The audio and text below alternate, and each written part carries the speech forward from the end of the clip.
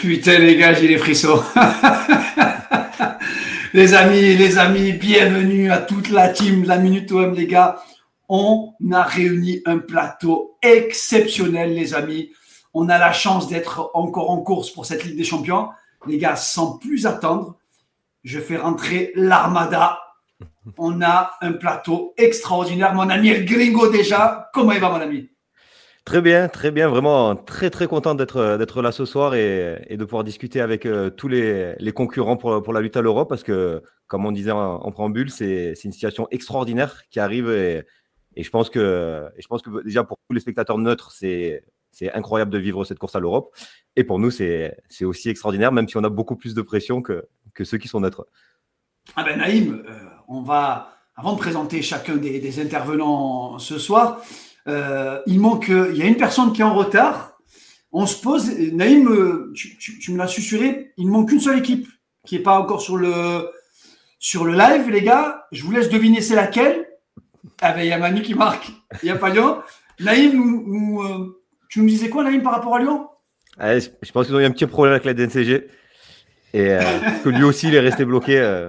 Toute la gestion est très compliquée à Lyon. Hein. Toute la logistique en ce moment c'est compliqué et apparemment même pour les lives. Ils doivent de l'argent quasiment à tout le monde et peut-être même qu'ils doivent de l'argent à StreamYard et à YouTube. Bon, les gars, on va rentrer quand même dans le vif du sujet. On a la chance d'avoir... on va commencer par le bas du classement. Allez, le plus bas, Naïm. Je vais quand même mettre le classement en direct. Le classement, où est le classement? Il est là. Je vais vous le mettre. On a un classement qui est exceptionnel, les gars. On va démarrer par Sam. Sam, mon ami, qu'est-ce que tu fous là? Sam, qu'est-ce que tu viens te mêler dans la lutte avec des moyens illimités? Tu te retrouves là, Strasbourg, tu nous fais le côté brestois? Ouais, alors brestois, je pense que ce serait prétentieux dans le sens où on a quand même un peu plus de moyens qu'eux. Je pense qu'eux sont à un autre niveau d'exploit, hein, faut dire ce qui est. Il y a quand même plus de 50-60 millions qui sont investis au mercato estival, donc en soi, on fait des bonnes performances, mais il y a quand même l'argent derrière. Il y a l'argent notamment de Blueco, de Chelsea. Mais cela dit, alors à titre perso, je pensais jamais qu'on se retrouverait aussi haut dès la première saison. Même avec la première partie de saison qu'on fait, c'est très surprenant. Moi, je le répète souvent avec Naïm, on attend que tous les abonnés ils arrivent, les gars. On voit ça en train de grimper sur le chat. Je le répétais avec Naïm depuis un petit moment. Je lui dis à Naïm, Strasbourg sera sur le podium. Et je me dis, il y a un Goku dans l'histoire. Il y a un perdant, il y en a un qui va sauter. Et j'ai bien peur que celui qui va sauter, je vais le mettre à l'image. Tu sais jamais sur qui ça va tomber.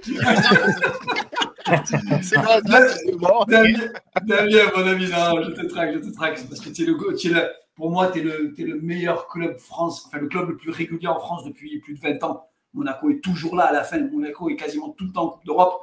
C'est plutôt l'OM, le LOSC aussi. On va parler du LOSC et de Nice, mais c'est plutôt l'OM où on a un peu plus de mal à enchaîner les qualifications Ligue des Champions. Damien, ça me fait plaisir de t'avoir, mon pote. On s'est régalé cette année. Tu as mis une petite fessée. Hein? Oui, et en plus, après le match aller, vous m'aviez proposé de faire le débrief. Et là, pas cette fois. Je me suis dit, bon, après, c'est dimanche. Ils vont peut-être faire les courses à Auchan, tu vois. Ils ont des trucs à faire, tu vois. J'ai compris. Exactement ça, ouais. Enfoiré. Ah, bizarre. Ah, putain, mais tu sais quoi, la chance que tu as, c'est qu'on a le retardataire, celui qui n'a pas passé la DNCG, mon ami libre. Comment il va, mon frérot? Ah, les frérots, ben moi, écoutez, je sors de la piscine, là. Je suis avec Textor. Et Textor m'a dit que c'est bon, ça lui coûtait pas cher, je pouvais venir sur le live. Ça va, les gars? Salut à tous. Salut, mon poteau. Salut, Libre. Tiens, en retard. De toute façon, comme j'ai dit, on n'était pas sûr de t'inviter. Parce que, en toute franchise, quand on met le classement, quand tu perds le derby contre la pire équipe de Saint-Etienne, peut-être des dernières années, est-ce que les gars, je pose la question à Mika, mais est-ce qu'on a bien fait d'inviter Lyon? Si, on a bien fait les invités. Si, on les aime bien, les Lyonnais, on aime tout le monde. C'est à la fin du bal qu'on paye les musiciens. Vous êtes bien placés pour le savoir, les Marseillais, n'est-ce pas, la saison dernière? Ah, c'est vrai, mais vous ne payez pas les musiciens à la fin du bal. Il est là le problème. Ouais, mais ça finit toujours en Europa League à la fin. Mais vous verrez, vous avez bien fait de m'inviter, les gars. C'est pas impossible. Bon, mon ami Vincent,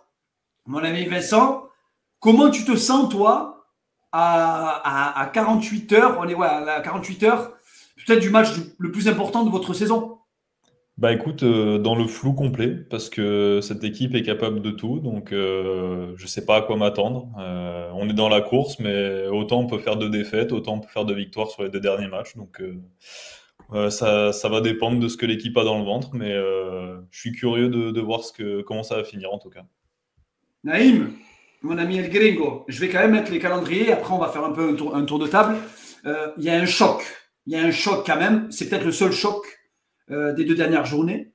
C'est la seule confrontation directe entre nous, entre toutes les équipes qui jouent la qualification. La seule confrontation sur ces 2 dernières journées, c'est Monaco-Lyon. Alors, on va poser la question, hein, Monaco à Lyon, à Damien et à Yves.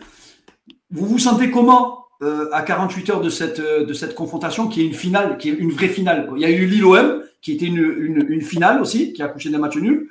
Mais comment vous vous sentez, les gars? Je vais poser la question à Damien d'abord. Comment tu te sens à 48 heures de ce choc, en fait?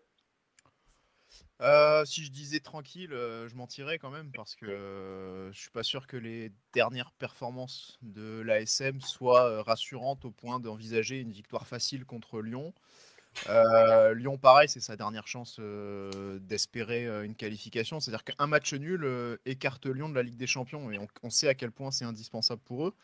Ils n'ont pas Tolisso, mais bon voilà, ça reste une équipe qui va, je pense, arriver avec l'envie de jouer son va-tout et donc potentiellement un vrai danger pour moi, je pense, sur ce match retour, quoi. Lib, ta vision, toi, de ce choc face à Monaco? Moi, ma vision, c'est que on est sur une saison où on a pris sûrement le plus de primes de l'histoire de notre club. Je pense que c'est une saison de la clim, donc je pense qu'on ne va pas gagner. Je pense qu'on se pointe là-bas, en plus, sans Tolisso qui est blessé. Pour le coup, cette fois-ci, il est vraiment blessé. Donc, ça va être compliqué. En plus, Monaco aime bien les équipes qui jouent avec du rythme offensif. Donc, ça va être très compliqué pour nous. Je ne vois pas gagner. Je suis assez défaitiste. Si je suis très factuel et très objectif, je ne vois pas gagner du tout. Il y a une espèce de climat dans le club qui s'est installé depuis la défaite à Manchester qui est catastrophique. Donc, après, oui, Lyon, quand Lyon est au pied du mur, on est capable de faire des étincelles et des trucs de fou. Mais non, je ne vois pas être en position pour remporter les 3 points là-bas à Monaco. Voilà, quoi. Naïm, la vision tactique de ce Monaco-Lyon, sachant qu'on a étudié, nous, les 2 équipes cette saison. Monaco est la meilleure équipe à domicile de la deuxième partie de saison. On est bien placé pour savoir, Damien. On a pris une belle correction chez vous. Naïm, est-ce que tu peux... comment tu vois toi, cette confrontation qui est un match à... Là, on peut vraiment dire un match à 6 points. C'est compliqué vraiment de se projeter dans ce match-là parce que si je prends les grosses confrontations dernières de Monaco, on a vu par exemple contre Lille qu'ils ont eu du mal face à une équipe qui était plus attentiste et contre nous, c'est une équipe qui joue plus, c'est ce que disait Lib, ils ont quand même été plus efficaces, mais globalement, ça va vraiment se jouer à l'efficacité, je pense, ce match-là, parce que c'est 2 équipes qui jouent. Et c'est rare, c'est quand même vraiment très très rare de le noter cette année. On l'a encore vu avec le match Lille-Marseille où Lille avait quand même une posture plus attentiste. Il y a Nice aussi qui est un peu plus dans cet esprit-là d'abord bien défendre et de contrer. Et d'avoir 2 équipes qui jouent, c'est assez rare. Est-ce que l'enjeu va pas tuer le jeu sur cette journée et empêcher ça? Mais pour moi, vraiment, Lyon a le plus gros potentiel offensif en France derrière Paris. Ils sont peut-être même supérieurs à nous dans ce domaine-là. Mais mentalement, là, c'est clair que quelque chose s'est cassé à Manchester. Donc, bon, on va voir. Mais je pense que Lyon a les moyens de gagner Monaco, tout comme Monaco peut gagner. C'est un match où il n'y a pas, ni dans la dynamique, ni dans le jeu, une équipe qui, pour moi, est vraiment supérieure à l'autre. Ah, c'est intéressant d'avoir cette vision-là. Les gars, à tous ceux qui sont sur live, pensez à liker, à nous suivre sur YouTube et à suivre aussi tous les intervenants qui sont présents dans cette émission. Mika, je vais venir vers toi. Ce classement, s'il s'arrêtait aujourd'hui pour le LOSC, est-ce que ce serait une saison réussie ou finalement un échec? Je pense pas que ce soit un échec, vu tout ce qui s'est passé tout au long de cette saison au LOSC. Il y a quand même eu des très très grandes émotions qui ont déjà commencé depuis le mois de juillet dernier, en tour préliminaire de la Ligue des Champions. On a des rares clubs à avoir passé ce tour-là. Voilà, et toute la saison, elle découle en fait de ces moments-là. Et Et le fait qu'on ait joué autant de matchs cette saison, puis le fait qu'on soit aussi longtemps qualifié en Ligue des Champions avec tous ces matchs en jeu, fait qu'aujourd'hui, c'est peut-être un petit peu plus difficile de terminer la saison véritablement avec les mêmes armes qu'au début de la saison. Donc voilà, terminer 5e, ce ne serait pas un échec. Enfin, en tous les cas, cette saison ne serait pas un échec, ça c'est certain. Maintenant, c'est clair que quand on est 5e à 1 point du 3e à 2 journées de la fin, on se dit que, allez, si on peut faire mieux, on prendra, c'est sûr. Ouais, c'est une vraie. Alors, ce qui est bien côté lillois, c'est que vous avez une finale à Brest. Ça va être un très très gros match, sachant que Brest reste tout le monde joue des finales là, de toute façon. Ouais, c'est vrai quand je te dis ça, mais le match il est quand même difficile. Le match à Brest, si on prend réellement après il faut prendre des dynamiques. Moi j'aime bien prendre des dynamiques des équipes. Et c'est vrai que Brest finalement reste sur les 4 derniers matchs, sur un match nul, 2 défaites et une victoire. Chez eux, c'est peut-être le dernier match d'Éric Roy, du côté de Brest. Ça passe ou ça casse, mais Genesio, il est adepte, non, de ce type de confrontation? Mais de toute façon, on sait que Brest, c'est une grosse équipe. Ça, on le sait. C'est une équipe qui a joué avec des champions, qui a réussi à faire des choses exceptionnelles. Et comme tu l'as dit, ça va être leur dernier match à domicile. Et généralement, les équipes qui jouent leur dernier match à domicile, elles font pas de cadeau à l'adversaire, quoi. Donc, on sait que ça va être un très, très gros match là-bas, que ça va être compliqué. Après, à l'extérieur, on reste sur des bonnes performances. Là, on avait eu du mal à gagner à l'extérieur depuis le début de l'année civile 2025. Mais là, on est allé gagner à Toulouse, on est allé gagner à Angers, on a retrouvé une certaine forme de confiance face à ce type d'adversaire à l'extérieur. Donc évidemment, j'espère que ça va continuer samedi, et puis il faudra regarder les autres résultats et ce qui se passera sur les autres terrains. Moi, je veux entendre l'avis de mon ami Vincent. Moi, je veux t'écouter, toi. Donne-moi les forces en présent de côté niçois, et je veux que tu me parles de Evan Guessant à Nice. Qu'est-ce qui se passe? On me l'a annoncé comme le futur Didier Drogba. On l'a annoncé du côté de l'Olympique de Marseille. Et finalement, fin de saison, il a totalement disparu des radars. Ouais, en fait, globalement, il est maintenant plus remplaçant, tout simplement parce que le coach Hez ne fait aucun cadeau. Il y a Mohamed Ali Chaud et Sofiane Diop qui sont dans le même cas que lui. C'est-à-dire que si tu n'es pas au niveau et qu'à l'entraînement, ce n'est peut-être pas suffisant, ou que physiquement, tu n'es pas au niveau de ce qu'il attend, tu commences pas les matchs. Donc, c'est ce qui se passe aujourd'hui. Ça fait déjà 1 mois que ça dure pour Chaud, Guessant et Diop. Donc, on va voir s'il arrive à avoir un petit peu ce sursaut d'orgueil, Evan Guessant, et à retrouver son niveau du début de saison, parce que ça reste un joueur majeur, et pour Nice, ça va compter dans les 2 derniers matchs s'il arrive à être décisif. Donc voilà, l'enjeu est là, mais il y a du monde aussi sur le banc pour le remplacer, donc que les meilleurs jouent et que chacun gagne sa place à l'entraînement. Est-ce que vous n'avez pas quelque part le meilleur calendrier avec, après on va venir à ça, mais avec Strasbourg? Finalement, Nice et Strasbourg, vous rencontrez Rennes, et ensuite vous jouez qui, Nice, sur le dernier match? Brest.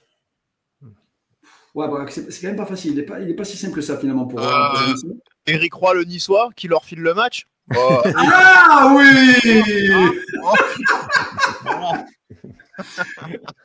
Brest, ils vont décider de la qualification de pas mal d'équipes en Ligue des Champions. Hein. Ouais.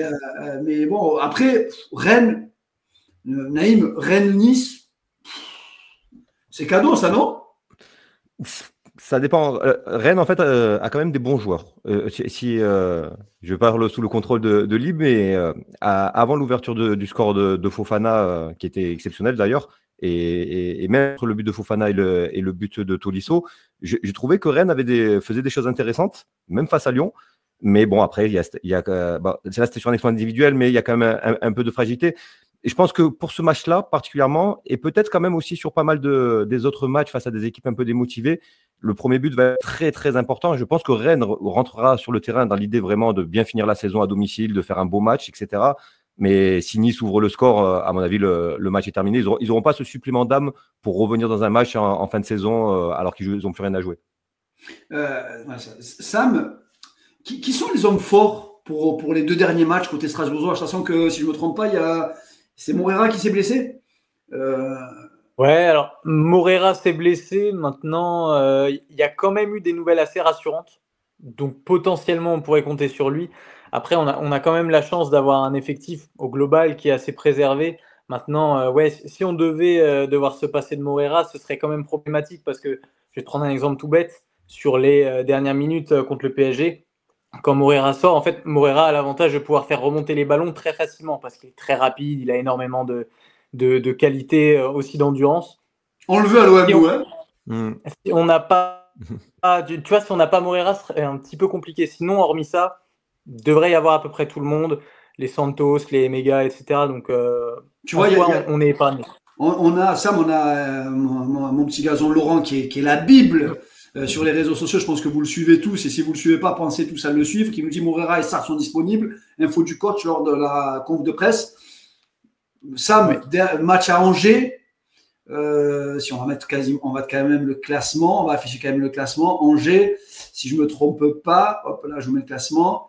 Je vais mettre le bas du classement. Je ne suis pas habitué à regarder en bas. Hein, c'est plus pour Lyon, ça. Ils ont 31. Ils ont 33. Ils ont 33 Angers. Ils sont pas hors de danger quand même. Hein. Ils vont quand même jouer leur vie chez eux. Hein. Ouais, mais c'est un peu ça le danger en fait de ce calendrier, c'est que intrinsèquement, tu as les équipes les plus faibles, je pense, de tous les calendriers. Maintenant, tu joues, comme tu le dis, contre des équipes qui n'ont pas encore terminé leur saison, qui vont pas venir en tongs, au contraire, qui vont venir avec le couteau entre les dents. Angers nous a déjà fait mal cette saison parce qu'ils nous sortent en coupe, ils nous tiennent en échec aussi en championnat. On les a pas battus, tu vois, pour l'instant, donc je pense que le match qui fait le plus peur aux Strasbourgeois, c'est vraiment le déplacement à Angers. À domicile contre le Havre, voilà, on a quand même de bons espoirs. Ouais, c'est fou, hein, mais je pense que tout le monde tremble en fait cette dernière journée.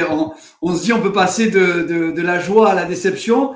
Tiens, quand je parle de déception, je vais quand même aller voir le spécialiste de la clim, Lib. Mon frérot, toi, si tu devais me donner l'homme fort de cette fin de saison qui peut vous amener en Europe, Ligue des Champions, ça me paraît compliqué, mais au moins vous rapprocher de l'Europa League, d'essayer de choper cette 5e place, tu me donnerais qui comme joueur côté lyonnais? L'homme fort sur les rentrées qu'il a fait ou les matchs où il a joué titu, c'est Fofana. Vu qu'on ne peut pas parler des défenseurs.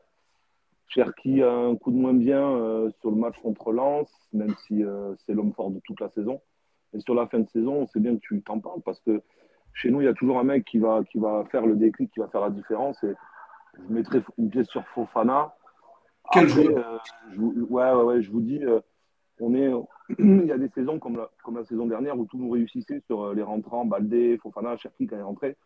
Cette année, on est plus sur une saison de la loose où tu prends des clims sur clim. Ça avait commencé contre vous contre 10 et ça s'enchaîne sur à peu près tous les matchs où Beşiktaş, on prend 0 alors que le match est quasiment bouclé, qu'on doit le gagner. Ludogorets, même s'il comptait entre guillemets pour du beurre, et encore que si on perdait, c'était plus compliqué. C'est vraiment des saisons comme ça, je pense qu'il y a une espèce de logique dans la loose. Et cette année, on est dedans, on est en plein dedans. Vous avez connu ça à Marseille, vous avez connu ça, j'imagine, dans les autres clubs, à Nice ou à Monaco. Et cette année, c'est pour nous, on prend. Alors nous, ça pourrait être encore plus la loose vu tout ce qui est annoncé cet été. Mais ça sera autre chose. Franchement, c'est du jamais vu. C'est vraiment la saison de la loose totale, puisque même sur les réseaux, on voyait les mecs crier hurrah quand Textor s'était élevé contre Nasser. Hier soir, il était avec lui en train de lever le champagne pour fêter la victoire contre. Donc tout est la loose en fait. Ouais, mais si tu descends pas, peut-être que ce sera grâce à ça, grâce à la victoire. Je pense que si on descend pas, c'est que déjà la Ligue 1, si on n'y est pas, elle est pas ouf. Si tu commences à enlever tous les clubs qui ont un minimum de rayonnement, ça pose problème. Mais si on reparle du sportif, c'est vraiment la loose, quoi. Je veux dire, il n'y a pas un match où il n'y a pas eu une surprise à la fin. Manchester, c'est le summum. Hein. Je crois qu'on est au top du top. Mais il y a eu encore Lens avec un but de 30 mètres parce que les défenseurs ne font pas leur travail. Ils pas. Je pense qu'on aura ça jusqu'à la fin. Et je pense que Monaco, ça ne coupera pas. Angers, c'est Angers, c'est le dernier match, mais on sera, à mon avis, sorti du contexte, sorti de la logistique. On ne sera pas là au prochain live, Bilal. Donc là, j'en profite un peu. Hein. Je profite avec vous tous pour kiffer un petit peu. Puis l'an prochain, on kiffera avec les Bordelais. J'ai vu qu'il y avait Marseille qui en avait parlé. On kiffera avec les Bordelais ou même avec Chambly ou peut-être Laval. Je ne sais pas, on verra quoi. Mais franchement, on va faire en sorte, Lib, de vous sauver. Je pense qu'avec avec ceux qui ont un peu de moyens, Monaco, l'OM, on va venir se servir chez vous. Ryan Cherki Fofana, 30 millions d'euros les deux réunis. Ça peut être un bon deal pour vous. Daniel, tu veux prendre quoi toi là-bas? Tu veux te servir? Tu veux prendre quoi? Alors Mikotadze non, parce que j'ai vu la mentalité l'été dernier, donc faut plutôt prendre Fofana. Il faut pas. Bon, attends, faut qu'on s'arrange quand même. Moi, j'ai envie de vous poser à tous une question. On va poser la question à chacun. J'ai envie d'avoir votre vision sur cette fin de saison par rapport à l'Olympique de Marseille. Nous, on est Marseillais, on est chauvins, etc. Les gars, pour nous, on est déjà en Ligue des Champions. Si on déconne pas, même si on vous a offert aux Lillois la chance d'être sur ce live, alors que normalement c'était terminé.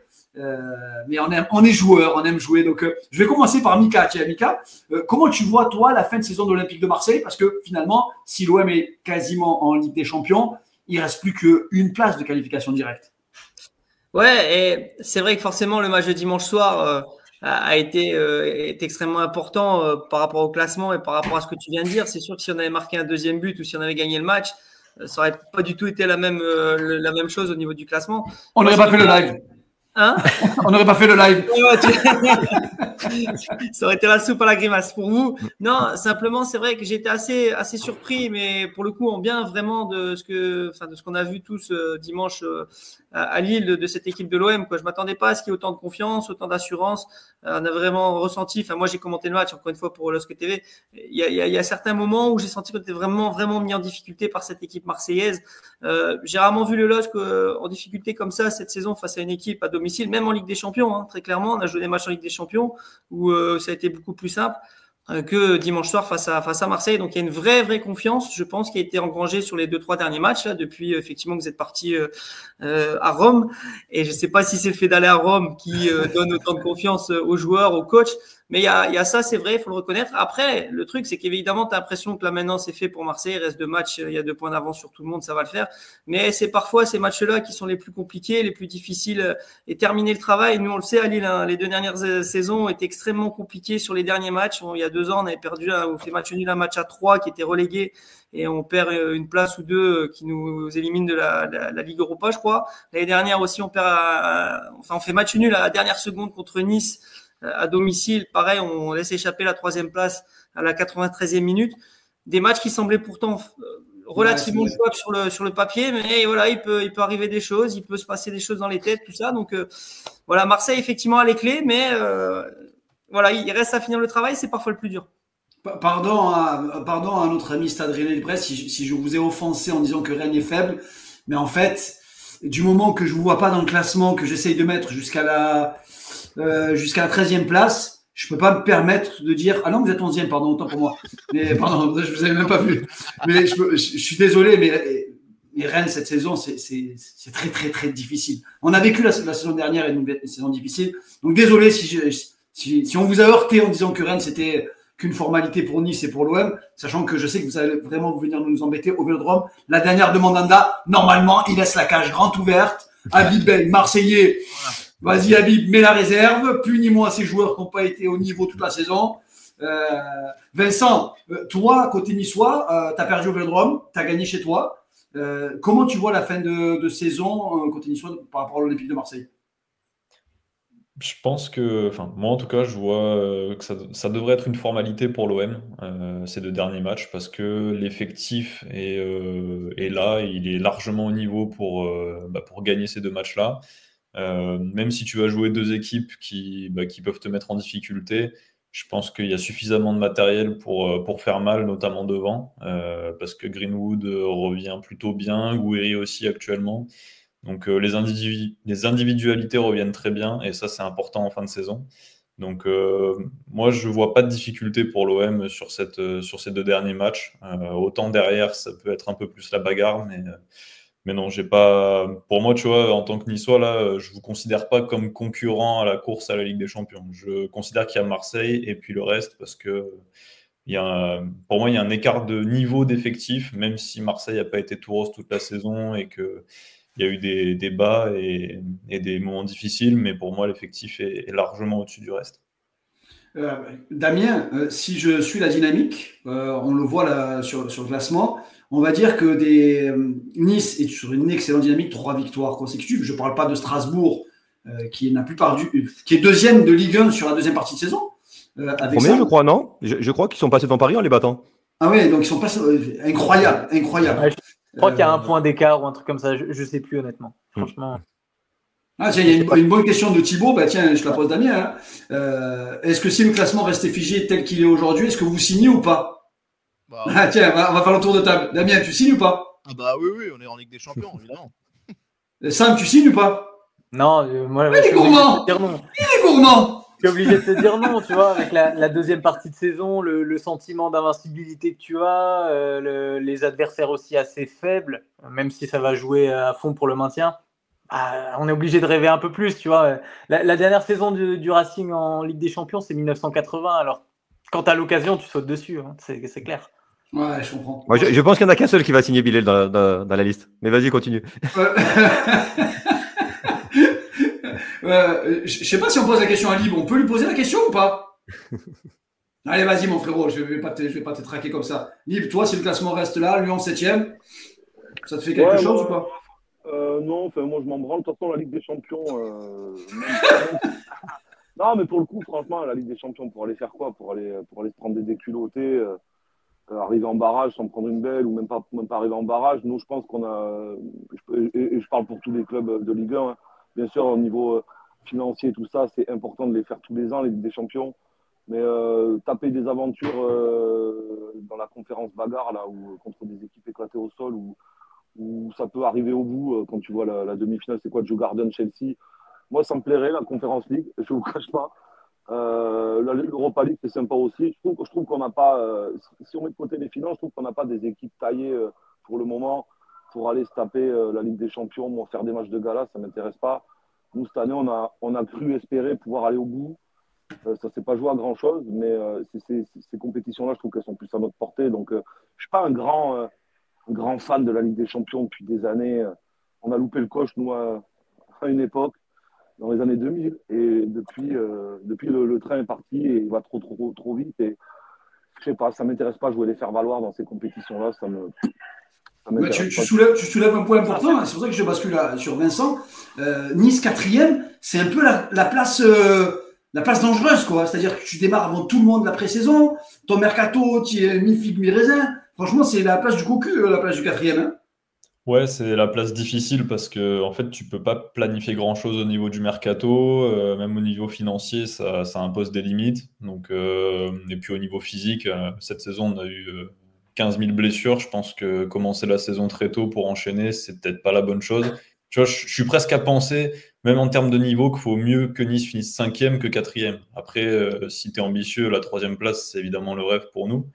Mais la 4e place, ouais, c'est la place difficile. Et quand on est un club comme Nice, je pense qu'il vaut mieux l'éviter. J'aurais pas dit la même chose si j'étais Monaco, Marseille ou peut-être Lille, parce qu'il y a un peu plus d'expérience européenne, il y a un peu plus de qualité dans l'effectif aussi, donc ça peut tenir mieux le coup. Lille l'a fait d'ailleurs là, donc oui, je pense que pour Nice, ce serait mieux 3e ou 5e, mais 4e, ça peut être difficile. Tu vois, Bilal, c'est quelque chose dont on parle très souvent. S'il n'y avait pas ce tel écart financier entre la Ligue des Champions et l'Europa League, je rejoindrais vraiment, mais alors totalement Vincent sur le fait que je préfère finir 5e que 4e.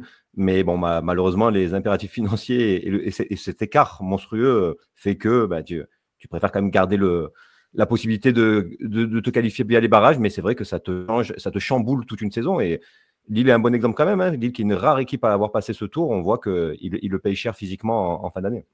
Je me permets juste, mais après, c'est exceptionnel. Hein. Mais la saison où Monaco est champion en 2017, on a le barrage au mois d'août. On joue Villarreal. Bon, d'abord, on joue.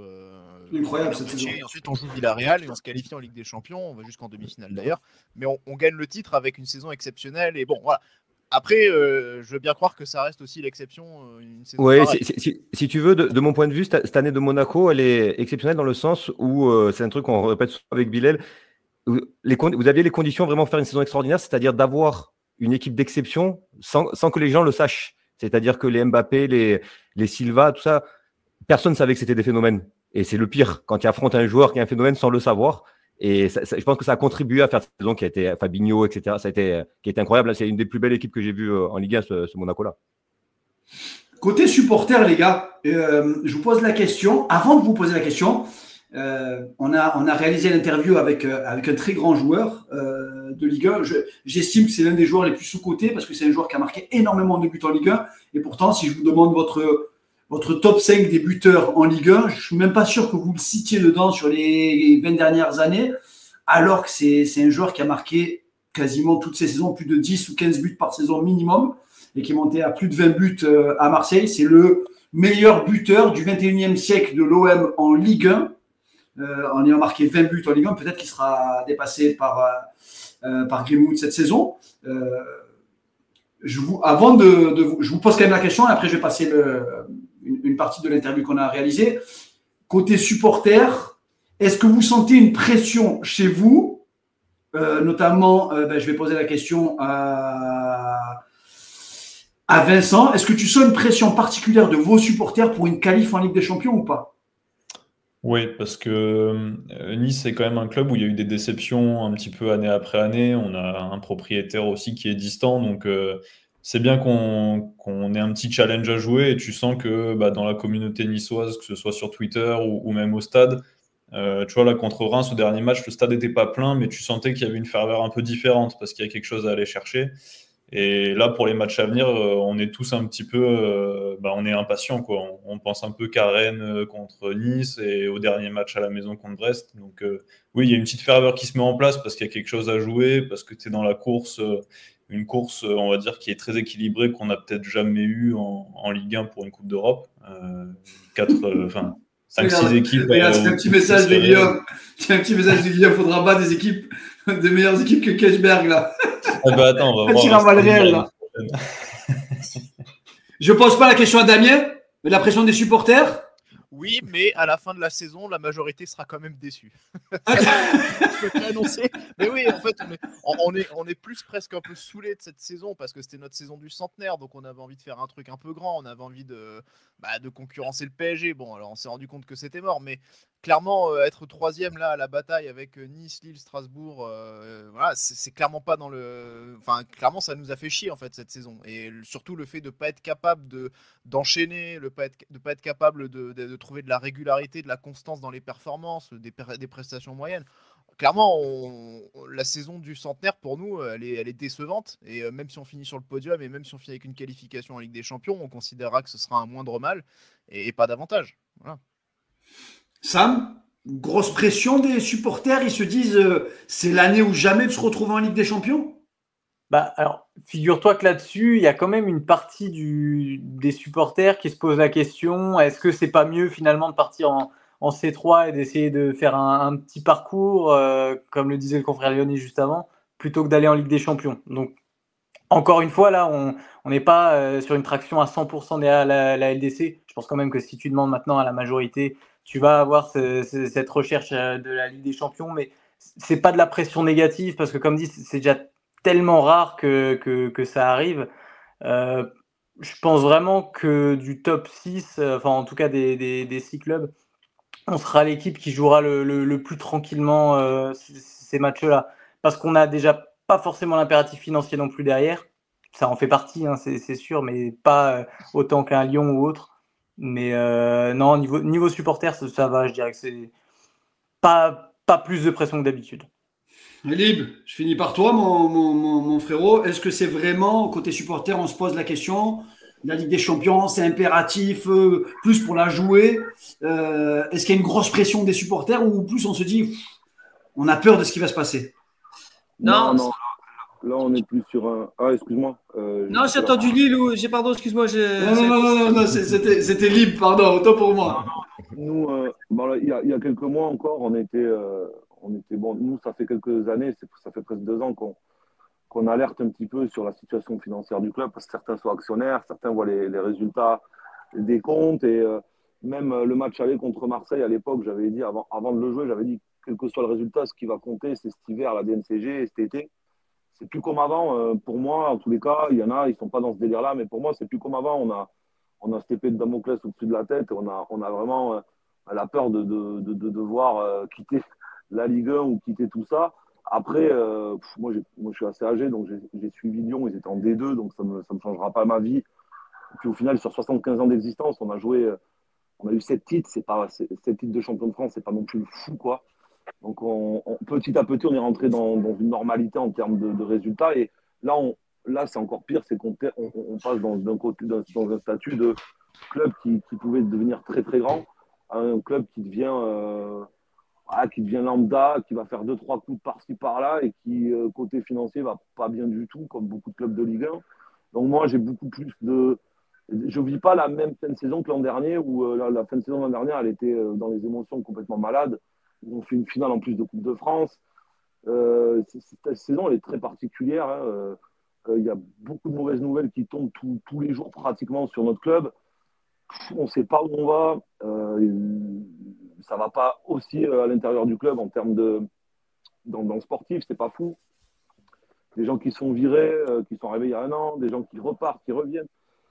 C'est trop le merdier. Donc moi, j'ai pas trop. En fait, comme je te dis, on n'est pas moi pour ma part, et on est pas mal. Alors pas la majeure partie, mais il y en a encore qui sont très dans le sportif, l'espoir. Déjà la manne financière de la Ligue des Champions. Pour ceux qui connaissent un peu les finances d'OL, savent que ça n'aurait pas changé grand-chose au final, vu la dette énormissime qu'on a et vu les prêts qu'on doit rembourser et la masse salariale qu'on doit encore diminuer, les transferts qu'on doit faire. Donc, la Ligue des Champions, c'était vraiment une espèce d'un arbre qui cachait la forêt, bien sûr. Tu vas prendre 50 à 70 millions d'euros par an, c'est beaucoup mieux que si tu prenais 20 ou 10.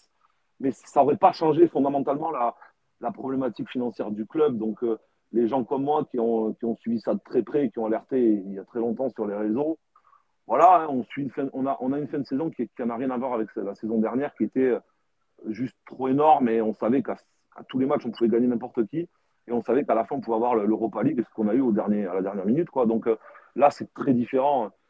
Pour moi, on a loupé déjà beaucoup de virages, mais le virage, il a été complètement loupé dans le sportif contre Lens, une équipe qui n'avait pas grand-chose à jouer, avec un entraîneur qui les avait fracassés après le match contre Auxerre.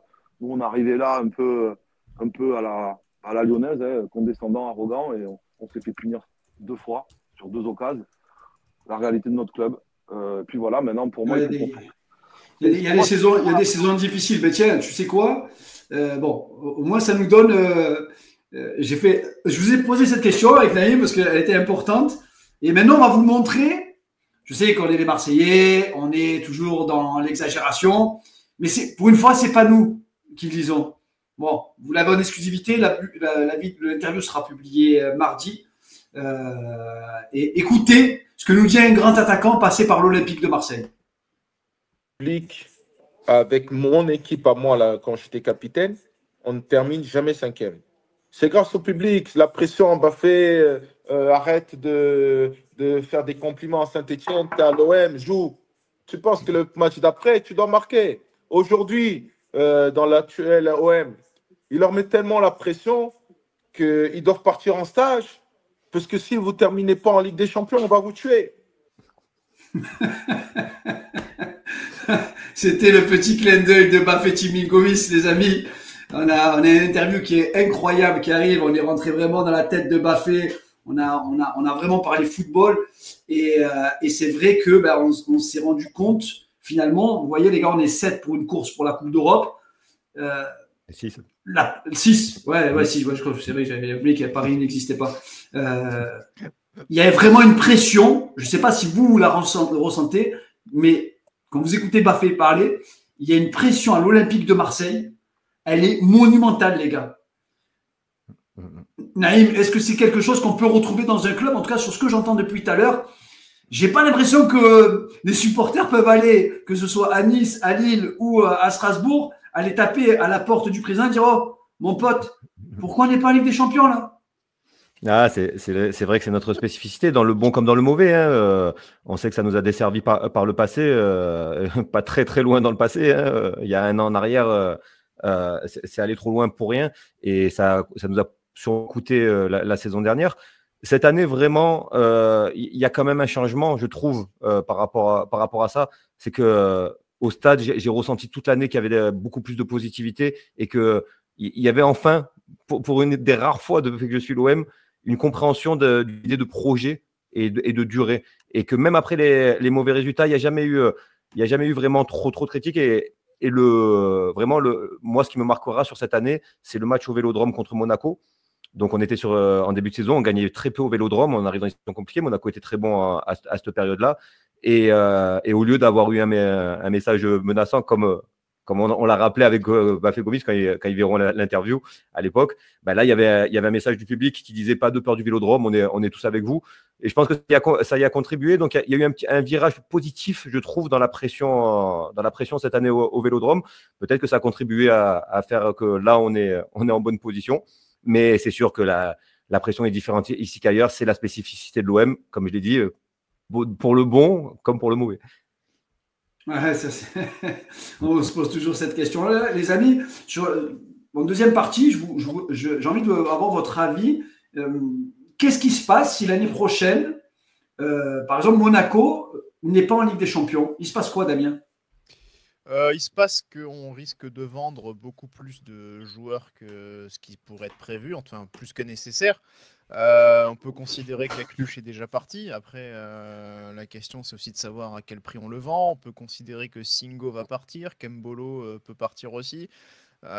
Mais c'est vrai que ça peut ajouter par exemple un Ben Seguir dans le lot aussi, parce que c'est pas certain qu'il reste du coup, surtout qu'en plus en ce moment avec Hutter c'est plus que tendu.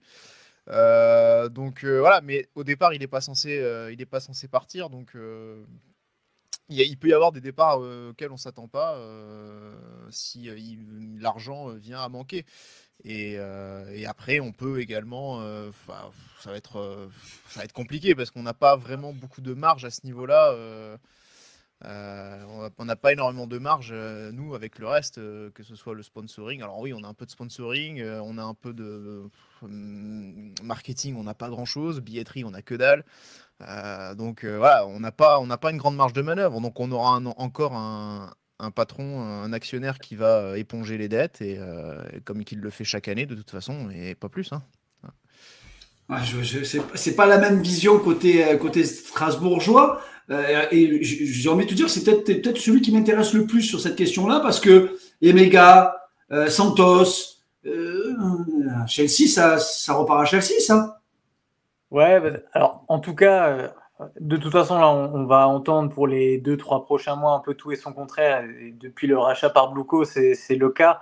Maintenant, les sons de cloche qu'on a eus, c'est que globalement, pour les Petrovic, les André Santos, si on n'a pas la Ligue des Champions, ils vont partir, ils vont retourner à Chelsea. Maintenant, éventuellement, si on a cette qualification-là, on pourra potentiellement les garder une saison de plus. Je pense qu'en parallèle, et même si on perd les meilleurs joueurs, il y aura quand même une grosse phase de recrutement derrière, parce que voilà, on l'a vu depuis 2 ans maintenant, le nouvel actionnariat injecte quand même beaucoup d'argent, fait beaucoup de recrutement. Maintenant, on sait que de toute façon, on est intimement lié à Chelsea et qu'ils auront la décision finale. Alors ça va aussi dépendre de eux, finalement, quelle compétition européenne ils vont jouer. Maintenant, on est sûr d'au moins une chose, c'est que Ligue des Champions, on peut garder plus ou moins tous les cadres. Pas de Ligue des Champions, voilà, on va avoir quelques départs, et ça peut. Tu t'imagines un Chelsea-Strasbourg en Ligue des Champions? Ouais, mais c'est. Non, mais on peut se poser la question quand même. Chelsea-Strasbourg, c'est pas quoi? Ouais, mais. Ah non, avec le. Si. Alors, le son de cloche qu'il y a eu, c'est qu'il faudrait qu'il y ait un changement d'un point de vue administratif, qu'en gros, ça fait Toulouse. Il y a vraiment une indépendance entre les deux clubs au niveau de la décision. Donc, il y aurait des changements structurels. Ce qu'avait fait Toulouse avec le Milan à l'époque. Oui, c'est ça, exactement. Donc, ça posera pas de problème. Vincent, tu t'imagines si Nice. Il y a des changements de passation en cours aussi à Nice, dans l'actionnariat, etc. Ouais. Qu'est-ce qui va se passer aussi là? Ce qui faisait référence, c'est ce qui s'est passé l'année dernière entre Nice et Manchester, qui étaient tous les deux qualifiés en Ligue Europa. Donc en fait, Manchester et Nice, au niveau de la direction, il n'y avait aucune possibilité de communiquer et de réaliser des transferts entre les deux clubs. Notamment, c'est pour ça que Todibo n'a pas signé à Manchester United l'été dernier, alors que tout était déjà un petit peu ficelé.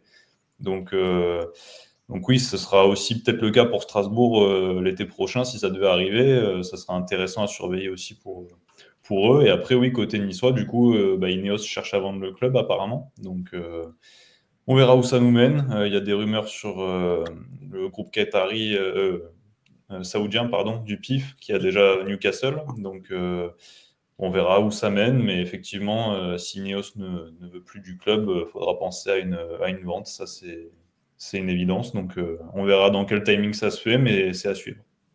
Mika, toi, côté LOSC, il y a eu quand même, vous êtes passé pas loin quand même de la correction. Hein. J'ai encore ce souvenir quand tous les supporters sont rentrés dans le stade avec le plus grand escroc du 21e siècle, qui est en train de faire couler quasiment. Il n'est pas passé par Lyon, c'est surprenant. Mais bon, il a failli choper Marseille sur la route. Mika, sur cette fin de saison, moi je suis fan de, enfin quand je dis je suis fan de la gestion de votre président. Je ne suis pas fan du personnage, mais je suis fan de la gestion du président, qui est un excellent président de Ligue 1. Finalement, est-ce que c'est un gros changement si vous qualifiez pas en Ligue des Champions? Ça m'arrange pas ce que tu viens de dire parce que c'est le début de ce que j'avais prévu de dire. Tu vas parler de la gestion, effectivement. Le président, tu m'as mangé le début de ma... Vas-y, pardon. Parce qu'effectivement, on a tous envie à Lille, évidemment, d'aller chercher les deuxième ou troisième places, en tous les cas, une place qualificative pour la Ligue des Champions, même si on n'a plus notre destin entre nos mains là depuis dimanche. Malgré tout, ça reste l'objectif dans la tête du président, dans la tête des joueurs, dans la tête du coach, dans la tête des supporters. Donc, parler on sera pas en Ligue des Champions la saison prochaine, c'est pour l'instant encore un peu trop tôt parce qu'on a vraiment tous envie d'y aller. Je pense d'ailleurs, nous, comme les Monégasques, comme tous les amis autour du chat, là, ce soir, on a tous envie d'y être. Maintenant, après, effectivement, depuis que l'équipe dirigeante actuelle est arrivée, il faut reconnaître qu'ils ont fait un travail incroyable dans toutes circonstances. C'est-à-dire qu'avec quand ils ont récupéré le club il y a quelques années, vraiment c'était très très compliqué. Et puis ils ont vraiment fait avancer les choses, quels que soient les résultats quelque part. Quel que soit, à un moment donné, on a eu la Conference League, on a eu la Ligue des Champions. Mais face à tout type de résultats, pour l'instant, nos dirigeants ont réussi à remettre le club à flot dans un premier temps et à maintenant faire en sorte qu'on soit un club, je pense, qui est dans la place chaque année. Et voilà, et si c'est la Ligue Europa la saison prochaine, il y a des joueurs qui vont partir, il y en a d'autres qui vont arriver, comme chaque année de toute façon. Et je suis assez convaincu que notre équipe dirigeante saura faire ce qu'il faut pour mettre une équipe qui répondra présente la saison prochaine dans les compétitions qu'elle jouera. Ouais, d'autant plus que Naïm, Lille, ils ont quand même perdu par rapport à l'ensemble des équipes qui sont là dans le sprint final. C'est peut-être Lille qui a perdu les plus gros joueurs en cours de saison. Oui, clairement, les blessures de Santos et Zegrova ont énormément impacté leur saison. On a vu, nous, dès le match aller au Vélodrome, l'impact de Zegrova. Il y a eu une mi-temps avec, une mi-temps sans.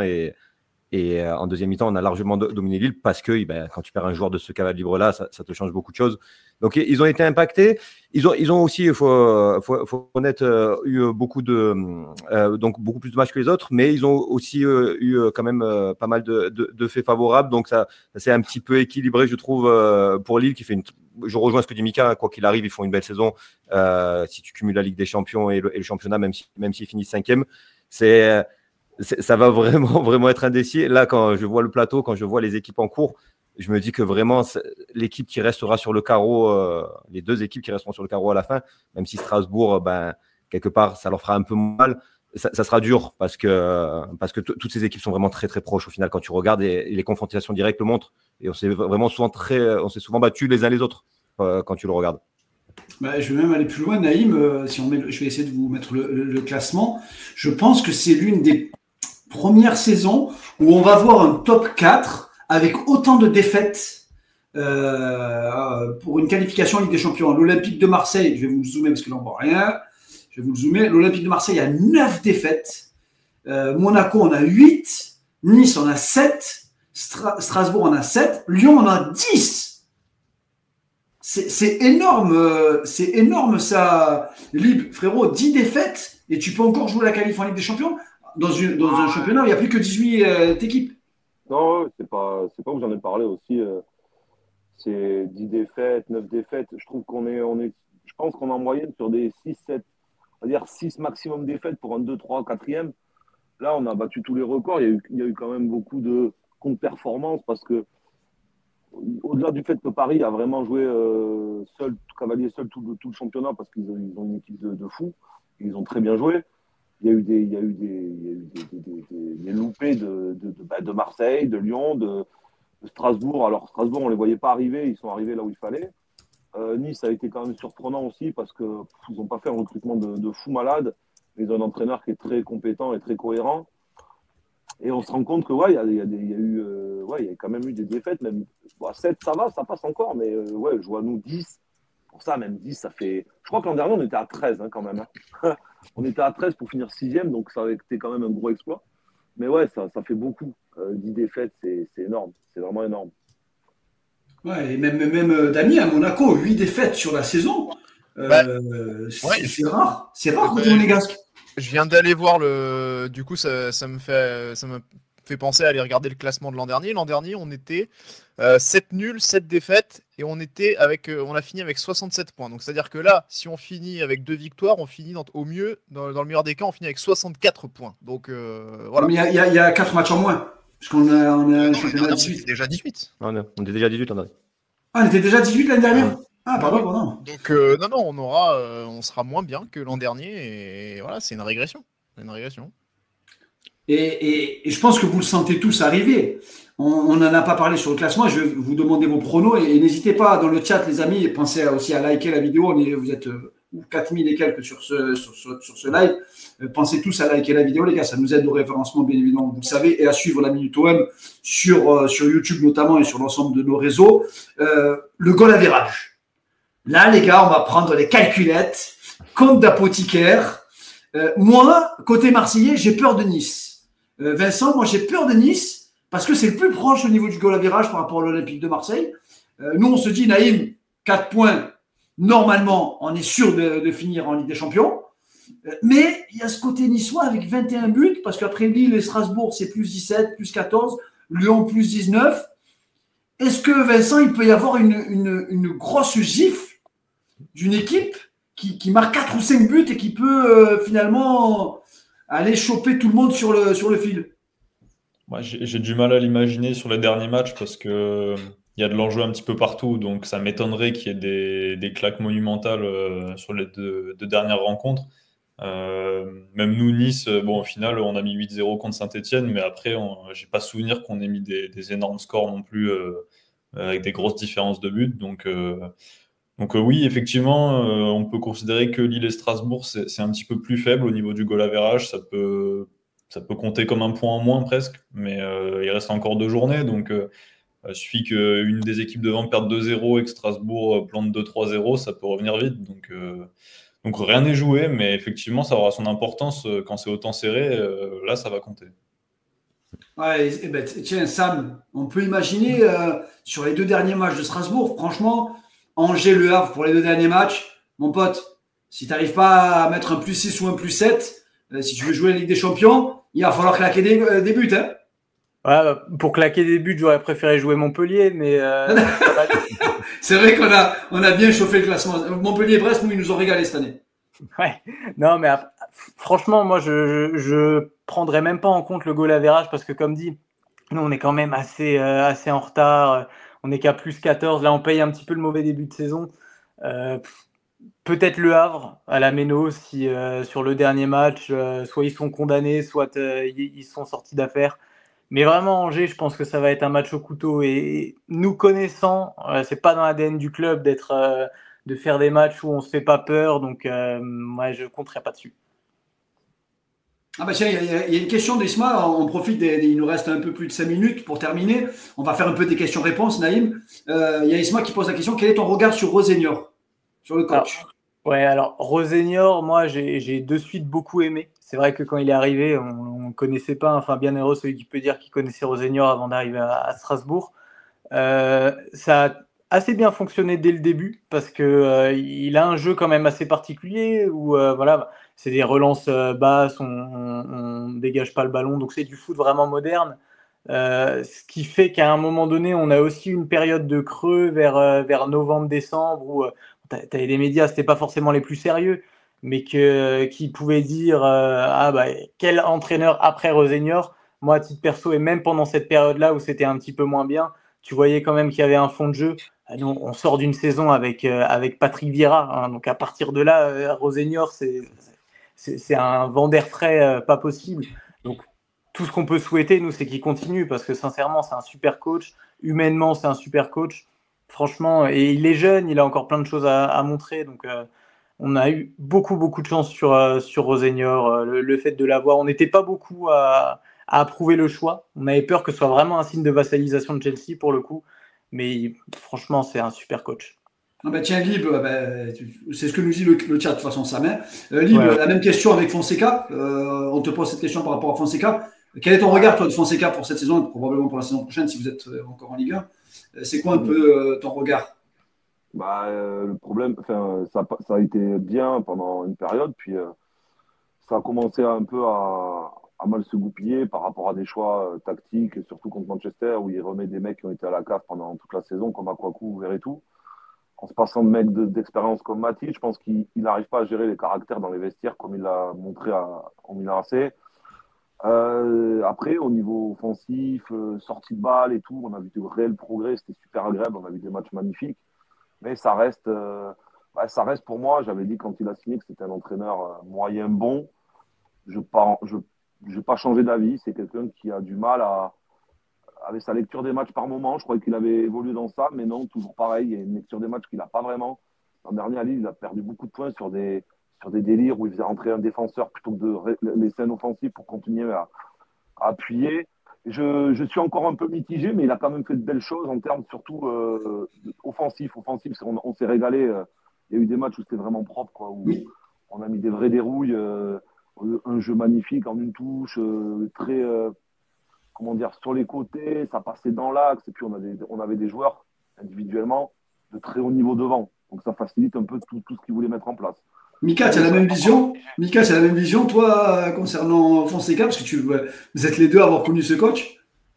On le connaît bien et je rejoins un petit peu ce que je viens d'entendre. C'est vrai que à Lille, il a vraiment marqué son passage de par le projet de jeu et cette identité de jeu vraiment. Et d'ailleurs aujourd'hui encore, il y a encore des choses des fois dans le jeu qu'on retrouve du passage de Fonseca, même sous Genesio. Alors Genesio, il a vraiment lui aussi apporté sa patte, mais il y a encore des choses. Ah, ça c'était Fonseca qui a mis ça dans le jeu au travers des joueurs. Donc l'identité, elle est réelle. Se fait effectivement de repartir de derrière, tout ça, c'est d'essayer de jouer au football, de proposer quelque chose. Oui. Après, effectivement, dans ça, il y a aussi eu des défauts. Il y a aussi eu ces buts qu'on a pris beaucoup en fin de match sur des erreurs. Voilà, je rejoins un petit peu ce que le collègue lyonnais, ce que je viens d'entendre concernant Paulo Fonseca. Après, bon, je pense qu'il vient d'arriver encore à Lyon quelque part, même si c'est vrai que tout doit aller vite dans le football. Voilà, chez nous, il est resté 2 ans. Peut-être qu'à Lyon, j'espère pour lui en tous les cas, et peut-être pour vous, que vous aurez encore le temps, qu'il aura le temps de mettre en place encore d'autres choses. Mais c'est vrai qu'il a apporté cette identité quand même. Ouais, c'est intéressant. Vincent, je mets vers toi parce que c'est un coach qui a failli signer à l'Olympique de Marseille. C'est un coach, je pense que tout le monde ici est assez unanime pour reconnaître le travail qu'il a fait. Est-ce que toi, au niveau du jeu, tu es réellement satisfait ou est-ce que tu t'attendais quand même à mieux? Je m'attendais peut-être à un peu mieux, mais je pense que il y a quand même des joueurs qui ont déçu, que ce soit au niveau physique, au niveau de la régularité. Et je pense aussi que ça manque un petit peu de qualité technique, notamment devant, où je pense que la board, c'est un petit peu trop limité. En fait, t'as pas de vraie manière de ballon. Même Mohamed Ali Chaud, c'est irrégulier. Boga, pareil. En fait, je pense que ça manque de leader technique dans cet effectif-là. Depuis que Sanson est revenu, c'est un petit peu mieux, mais globalement, voilà, au début de saison, quand il y avait Ndombele pour distribuer le jeu, c'était excellent. Là, il n'est plus là, donc c'est différent. Je pense que voilà, l'effectif manque un petit peu de qualité à ce niveau-là. Damien, toi, côté Monégas, Cutter, satisfait ou pas? On garde ou on garde pas? On va le garder puisqu'on l'a prolongé au mois de janvier, donc on va pas le virer. Non, mais c'est un des problèmes parce qu'effectivement, il a été prolongé juste avant le Trophée des Champions contre le PSG début janvier. Et c'était une période compliquée pour le club avec des résultats très irréguliers et assez décevants. Et il y a eu une énorme incompréhension sur cette prolongation à ce moment de la saison très tôt. Parce que voilà, je pense que beaucoup de supporters attendaient que les résultats se redressent, qu'on soit un peu mieux placé pour dire voilà, ok, on va continuer avec lui la saison prochaine. Bon, il a été prolongé dans tous les cas. Moi, je pense que c'est un bon entraîneur, mais c'est un entraîneur qui a ses limites, notamment aussi dans la lecture de certains matchs. La question que je me pose plutôt, c'est savoir en termes de groupe, le vestiaire avec lui, c'est des retours qu'on a. Il y a des choses qui sont assez compliquées, assez problématiques avec lui maintenant aujourd'hui, qui ressortent. Donc c'est plus sur du long terme, est-ce que vraiment ça peut tenir, ça peut durer? J'ai quand même peut-être plus de doutes. Il y a une question qui revient très souvent, les amis, et on va faire un tour de table. Il y a deux questions qui sont top, que j'aime beaucoup. Je vais vous poser à chacun la question. La première question, c'est de Laurent. Si chacun peut donner ses 3 qualifiants en Ligue des Champions selon lui. Bon, on ne compte pas Paris, bien évidemment, qui est déjà qualifié. Tiens, moi, je commence par mon ami Gringo. Donne-moi ton 2, 3, 4. Alors là, vraiment, je pense qu'on va faire le boulot et qu'on va garder la 2e place, même si et en plus, je suis persuadé qu'avec 4 points, ça suffira. Mais vraiment, tout peut se passer parce il y a une chose dont je suis quasiment sûr, c'est que Nice, Lille et Strasbourg, pour qui on pourrait croire que les 6 points sont acquis, je suis quasiment sûr que les 3 ne vont pas faire 6 points et qu'il va y avoir encore des surprises. Allez, on va penser que Monaco va faire le job. Bon, alors le 3e, allez, on va dire Strasbourg parce que ils ont la meilleure dynamique. Mais vraiment, tout peut arriver. Mika? Je rejoins sur le fait que c'est extrêmement difficile. Et je pense aussi qu'il y a des équipes une ou plusieurs peut-être qui vont perdre des points en route auxquels on ne s'attendait pas, et peut-être même des grosses surprises qui vont arriver à un moment donné auxquelles on ne s'attend pas. Donc c'est extrêmement difficile. Je pense que Marseille, pour moi, il sera. Ça me semble quand même assez bien parti pour vous les Marseillais. J'espère qu'on y sera. Voilà, j'espère que le LOSC y sera également. Et il faudra profiter d'un faux pas de Monaco, de Nice. Voilà, je verrai un peu plus Monaco quand même, peut-être de par l'expérience. Voilà, Nice a un très bon calendrier, mais encore une fois, ces matchs-là sont peut-être les plus compliqués à gérer. Donc voilà, j'ai envie de dire Marseille, Monaco et Lille parce que c'est mon cœur qui parle là. C'est dur. Dans le chat, n'hésitez pas tous à donnez-nous chacun aussi comme ça on aura un peu une vision un peu aussi du chat. Donnez-nous votre top 3 pour la Ligue des Champions. Vincent, je vais vers toi sur cette Ligue des Champions. Ton top 3 à toi? Compliqué aussi, même si pour moi Marseille, ça me paraît évident. Après, quand je vois le calendrier de Monaco, ça peut être compliqué. Donc, j'ai envie de dire Lille, 3e. Et Monaco ou Strasbourg, 4e. Et toi, t'es où? 5e. Mais non, t'as vraiment pas confiance en ton club, toi. J'ai trop subi. Je sais qu'on est né pessimiste quand on est supporter parce qu'on n'a pas la chance de gagner tout le temps. On perd plus que ce qu'on gagne finalement à la fin. Donc, je peux comprendre. Damien? Marseille 2, Lille 3, Monaco 4, et après Strasbourg 5 et Nice 6. Oh, mais pas, il respecte, il est plus lent dans l'histoire. Ah, mais non. Aucun respect pour Lyon, ils sont déjà en Ligue 2. Ça veut dire que tu vois un nul Damien contre Lyon, c'est ça? Bah, je vois, ouais, j'ai du mal à nous voir gagner quand même globalement. Donc, et puis en plus, t'as aussi la dernière journée à Lens. Et même si Lens joue plus rien, bah, typiquement, voilà, ils ont été capables de faire un résultat là contre Lyon, alors qui sort un peu de nulle part parce que sur le match, ils méritent pas vraiment. Mais ils ont fait la même chez nous. Voilà, et puis surtout, on a aussi, alors ça c'est le côté là, comme tu disais Biel, c'est le côté pessimiste du supporter. On a des souvenirs de dernière journée à Lens où on se fait reprendre 2 fois, incroyable, qui fait qu'on finit 3e. Donc on passe par à l'époque le 3e tour, la 3e place signifiait barrage. Donc voilà, on a ce mauvais souvenir là à 2 reprises à Lens de se faire accrocher et de pas pouvoir se qualifier directement pour la Ligue des Champions. Donc franchement non, j'ai pas envie d'être hyper optimiste. Sam? Moi je vais rejoindre les autres pour dire que à mon avis, pour vous, l'OM, c'est bon. En tout cas, c'est plus ou moins bon pour la 2e place. Qu'est-ce que j'ai peur quand vous êtes tous sereins comme ça sur l'OM? Qu'est-ce que j'ai peur, les gars? Vous savez même pas. Vous me mettez là une trouille incroyable. Moi, je connais mon club par cœur. Il est capable de nous faire une dinguerie sur un des matchs et on va se retrouver à la dernière journée à trembler contre Rennes avec un but à la 92e minute de jeu de Sotoka à Monaco. Vous me faites flipper. Vas-y, Sam, pardon, je t'ai coupé. Après, je préfère quand même être dans ta situation que la nôtre, dans tous les cas, tu vois. Mais ouais, je suis naturellement pessimiste, mais sur la deuxième partie de saison, il y a un tel sentiment d'invincibilité que rien peut arriver. En fait, hormis le match à Nice où on prend contre Nice où on prend un but à la dernière seconde, tu as une telle réussite que je nous vois vraiment faire le plein. Donc, j'aurais tendance à nous voir troisième parce que j'ai un peu peur que Monaco. J'ai un peu peur, non. J'espère que Monaco égarera des points au vu du calendrier. Maintenant, pour la quatrième, j'hésite entre Nice et Lille. J'aurais plus tendance à dire Lille quatrième. Donc, Marseille, Strasbourg et Lille. Ouais. Bon, Lille, pour finir, je te le demande parce que tu es neutre, toi, dans cette histoire. Mais moi, qu'est-ce que tu veux que je te dise? Ça sera Lyon deuxième. Et si vous n'êtes pas content, c'est pareil. Est-ce que c'est faisable encore mathématiquement? Oui, c'est faisable. C'est faisable. Mais forcément, je nous vois, j'ai le supporter, le cœur qui parle et j'ai envie qu'on y soit. Mais bon, enfin, j'ai envie qu'on se qualifie pour emmerder sur tous les autres. On est un peu comme ça, les Lyonnais. Mais non, en étant très sérieux, Marseille deuxième, avec un match par semaine depuis le début de la saison et une aventure calamiteuse en Coupe de France, on va pas se mentir. Vous ne pouvez pas finir autrement. Là, tu es dur quand même, parce qu'on a perdu contre Lille. Contre Lille qui était invaincu. Vous n'étiez pas. Avec Manon au gardien, ouais, c'était pas ouf quand même. Non, mais pour le coup, Marseille deuxième, parce que vous êtes sur deux matchs de fin contre une équipe du Havre cataclysmique à domicile. Je crois que c'est une équipe c'est la pire à domicile. C'est la pire équipe de Ligue 1 à domicile. Un gros match de gala contre Rennes qui vous réussit bien à domicile sur les dernières années, notamment lors du titre.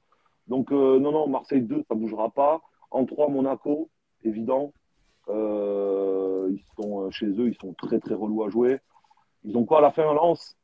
Lens, chez eux, ils jouent bloc médian. Donc, quand Lens joue bloc médian, c'est ils prennent une dérouille. Donc, voilà, ça sera réglé. Et en 4, moi, je vois bien Strasbourg. Donc, ça ferait Paris, Marseille, Monaco et Strasbourg. Parce que je vois Lille, on connaît bien Genesio du côté de Lyon. Lille, ça commence à être un peu... contre vous, je les ai trouvés... minimaliste. Enfin, les fins de saison de Genesio, quoi, compliqué, quoi. Et Nice, ils ont déjà fait pour moi une belle saison par rapport à leur effectif et à ce qui se passe aussi chez eux, parce que je crois que le projet Ineos c'est un peu tombé à l'eau. Bref, je vois ça en étant très objectif. Et sinon, en n'étant pas objectif, je vois Paris, Lyon et le reste, je m'en branle en fait. Faites-vous la guerre. Mais voilà, c'est comme ça que je vois, les gars. Sur ce, je vous fais la bise à tous. C'était cool. Merci de l'invite, Binel. Merci beaucoup.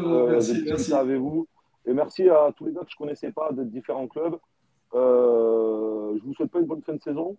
Kiffez bien cet été parce qu'il va faire beau. Salut les frérots et puis à la prochaine. À bientôt, frérot. Il nous reste 2 questions, les gars, et après on clôturera ce live.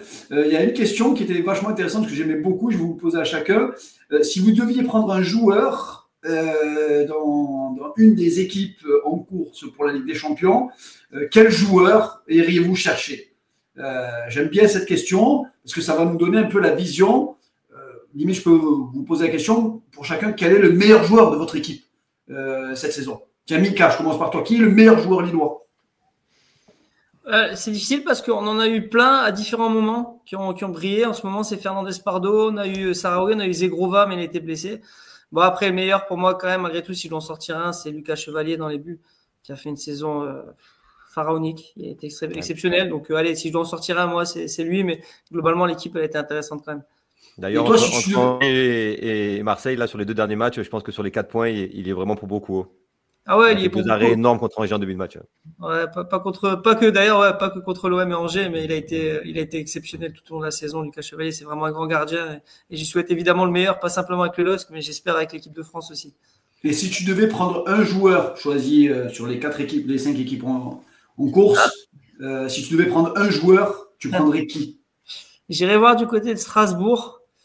Parce que le problème, c'est que j'ai pas vu beaucoup Strasbourg, parce que c'est con, mais c'est pas forcément l'équipe qu'on regarde le plus souvent. Par contre, les 2 matchs contre nous, et notamment là-bas à Strasbourg, j'ai vraiment vu une superbe équipe.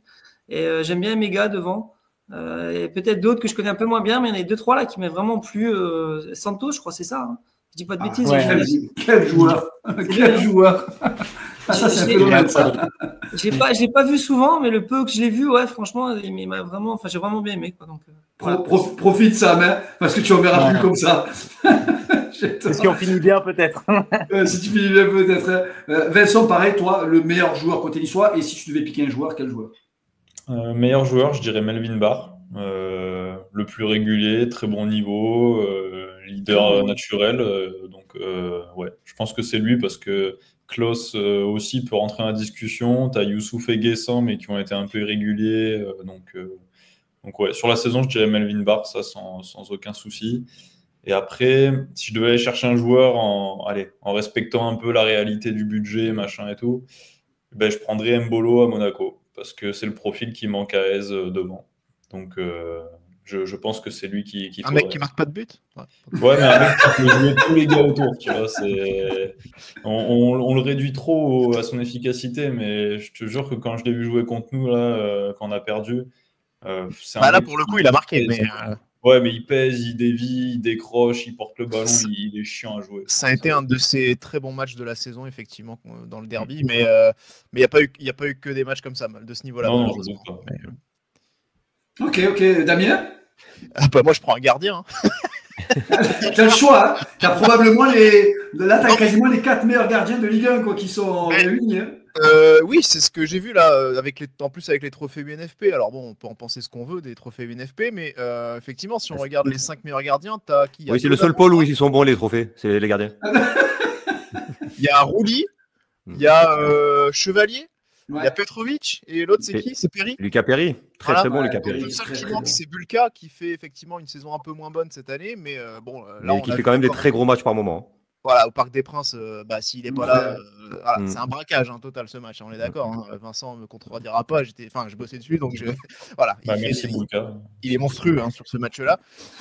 Donc non, clairement, non, mais ce qui est intéressant, c'est que du coup, on voit là dans les 5 nommés, il y a toutes les équipes de tête sauf Monaco finalement. Ouais.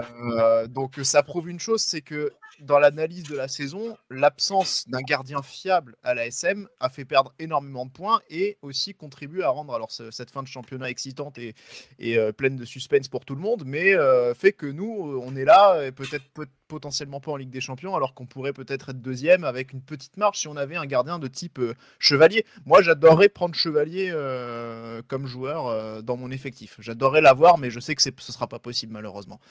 Après, le meilleur joueur de Monaco, j'hésite entre Zakaria et Akliouche. Le problème de Zakaria, ça a été des absences assez longues cette saison. Maintenant, c'est vrai que quand il est là, on voit quand même qu'il y a un Monaco avec lui et un Monaco sans lui. Et là, il est en train de finir assez fort la saison. Et sinon, Akliouche, parce que voilà, c'est quand même un gros talent qui reste assez régulier.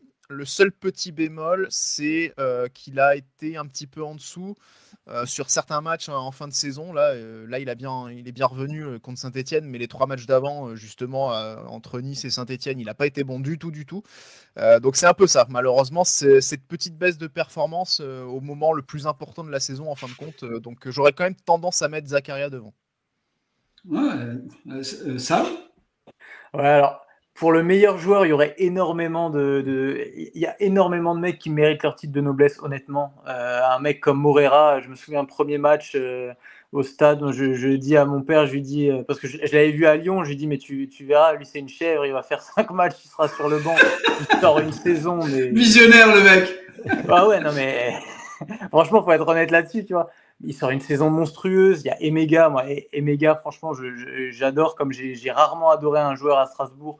C'est un mec qui est efficace, il a ce truc, tu vois, de mec sûr de lui. Attends. T'as dit efficace? Emega, efficace? Il rate 4 Emega occasions par match? Il rate 4 occasions par Emega est match? efficace quand même. Emega est efficace quand même. Si tu regardes les stats, c'est pas si horrible, hein, franchement. C'est un mélange entre Drogba et Bakayoko pour moi. Dans les stats, comme le moins bon hein, en termes d'efficacité. Ah ouais, il est monstrueux. Il se crée tellement d'occasions qu'il finit par marquer, mais il en rate. Là, il sort le match contre Saint-Etienne où il rate beaucoup, mais malgré tout, c'est quand même un très très bon attaquant devant le but. Comme dit, d'un point de vue, même dans le vestiaire, tu vois que c'est un cadre. Maintenant, et tu en as parlé juste avant, si on doit mettre un joueur MVP de la saison, c'est Santos. parce que Santos, c'est n'importe quoi. Il a quoi? Il a 20 ans, 21, je suis même pas sûr qu'il a 21. Il est capitaine du club. Il sort une saison à, je pense, 7-8 buts, alors que c'est un milieu central. Il est indéboulonnable. Franchement, c'est un joueur juste complètement dingue.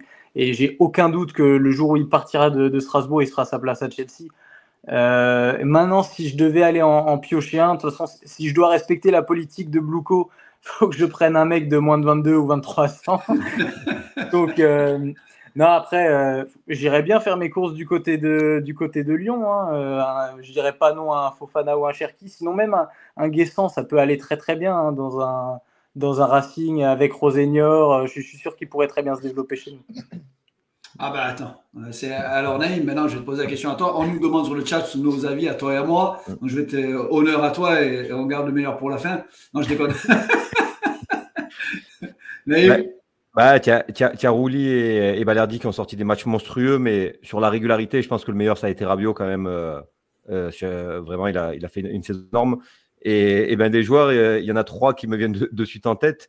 Zakaria qui pour moi est le meilleur carrément de tous nos concurrents, de tous les joueurs chez nos concurrents. Le meilleur c'est Zakaria, mais comme il a été dit, il se blesse souvent et on a du monde à ce poste. Si Luis Enrique part, on en a dit, on peut parler de Fofana, mais moi si je dois en prendre un, clairement, je prends Moreira parce que c'est le poste où on a la plus grosse marge de progression, vu la saison très mauvaise qu'a fait Quentin Merlin, et c'est un joueur qui est incroyable. Vraiment en termes de vitesse, percussion, endurance, et en plus il défend. On dirait, ce genre de profil délire au converti, normalement défensivement c'est faible, et là je trouve pas, c'est un battant. Donc moi si j'en prends un, c'est Moreira. C'est là où on a le plus de manque. Et surtout c'est sa première saison à ce poste-là, c'est ça qui est fou, c'est qu'il sort une saison de zinzin alors que le mec il était vraiment élite jusqu'à l'année dernière. C'est dingue. Par contre, il faudra m'expliquer, Luis Enrique, là, ils ont quoi l'Inter avec Luis Enrique pour mettre 25. Mais t'inquiète, on sait faire maintenant, nous, ça y est, c'est fini l'époque. Il faudra m'expliquer parce que là, je comprends pas, par contre. Hein. C'est fini l'époque où on bradait les joueurs et tout, maintenant, on fait comme Lyon, maintenant, c'est vendre, les gars, c'est terminé. Alors moi, je vais me prêter au jeu, les amis. Alors, j'ai 2 joueurs qui me viennent en tête, mais c'est dur d'élire un joueur qui n'a pas fait une saison entière. Mais la demi-saison d'Amin Gouiri, elle est tout simplement exceptionnelle. Un mec qui arrive en janvier, qui a la pression du numéro 9 à l'OM, qui sort d'une demi-saison très compliquée à Rennes, ce qui réalise pour moi, ça faisait très très longtemps que je n'avais pas vu ça, donc j'hésite à mettre Gouiri et bien évidemment, allez, je ne vais pas dire Rabiot, mais plutôt Greenwood, parce que pareil aussi, très grand joueur, très gros potentiel, vraiment un big talent, mais je resterai sur Amin Gouiri parce que c'est le poste le plus difficile à l'OM, ce rôle de numéro 9. Et je pense que Gouiri, c'est vraiment le joueur qui m'a le plus impressionné sur cette deuxième partie de saison. Et si je devais en shipper un, c'est pas facile, c'est vraiment pas facile, mais je pense que vu nos problèmes défensifs, j'aime beaucoup la saison qu'a effectuée Youssouf côté niçois.